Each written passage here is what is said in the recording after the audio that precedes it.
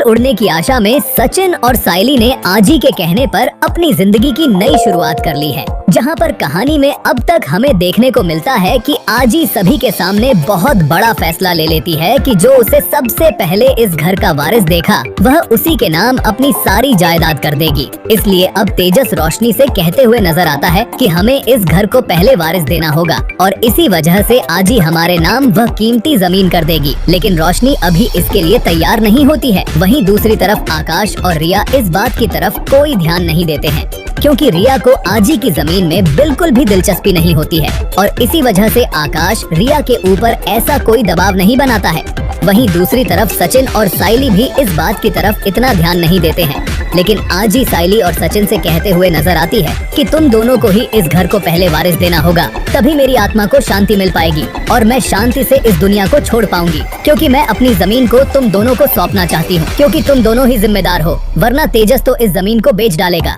इसके बाद सचिन और सायली आजी की खुशी के लिए अब अपनी जिंदगी की नई शुरुआत करने वाले हैं और जल्द ही सायली माँ बनने वाली है। और जब इस बारे में रेणुका को पता चलता है कि सायली माँ बनने वाली है, तब रेणुका बहुत ज्यादा दुखी होने वाली है और रेणुका को समझ आ जाता है कि अब आजी सारी जमीन सचिन और शायरी के नाम कर देगी। तो इस तरह सचिन और सायली की जिंदगी में नया सफर आने वाला है।